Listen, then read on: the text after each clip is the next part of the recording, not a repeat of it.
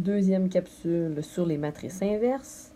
Donc maintenant que nous sommes en mesure de calculer des matrices inverses associées à des matrices carrées, donc première définition, on appelle une matrice régulière, une matrice qui est inversible, donc le déterminant différent de 0, et on donne le terme de singulière à une matrice qui est non inversible. Donc dès que le déterminant égale 0, on peut conclure que cette matrice est non inversible et donc singulière.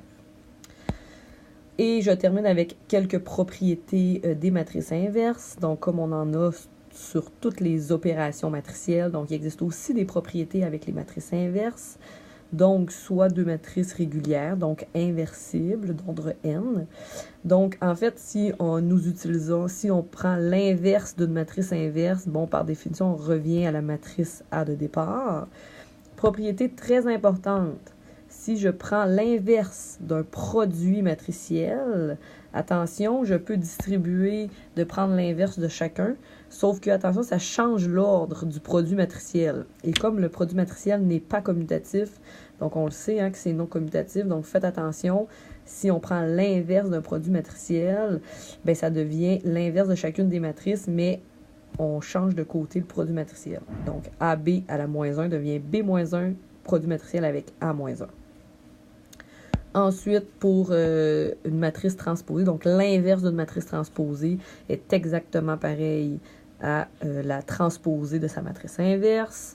Si j'ai la puissance d'une matrice, donc si je prends l'inverse de la puissance d'une matrice, c'est exactement la même chose que prendre la matrice inverse et ensuite j'applique la puissance.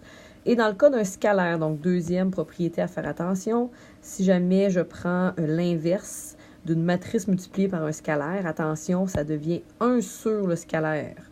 Donc, 1 divisé K fois la matrice inverse. Donc, si on veut sortir le scalaire à l'extérieur de la parenthèse, donc on prend l'inverse du scalaire aussi.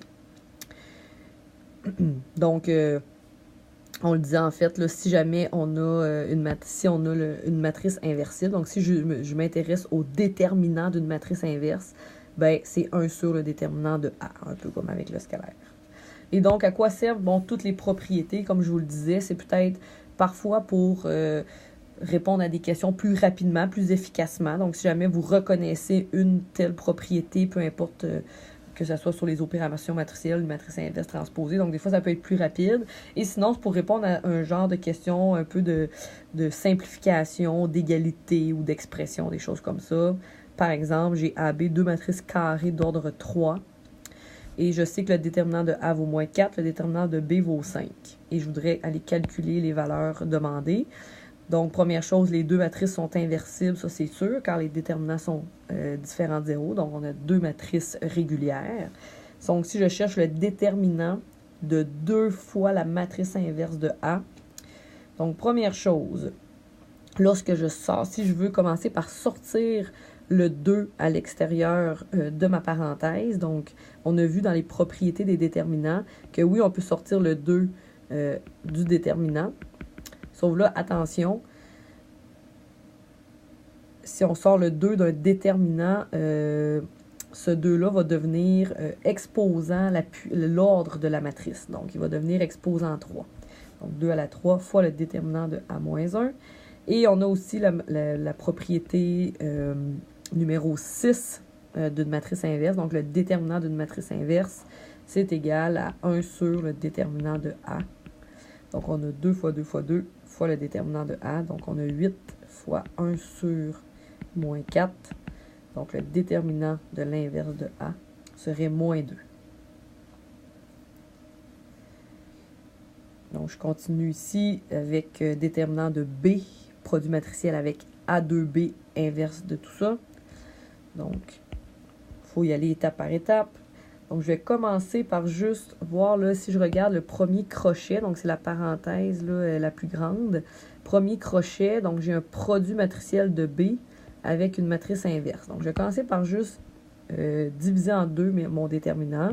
Donc, ça va être le déterminant de B fois le déterminant de A2B à la moins 1. Donc, on a ça comme ça ici.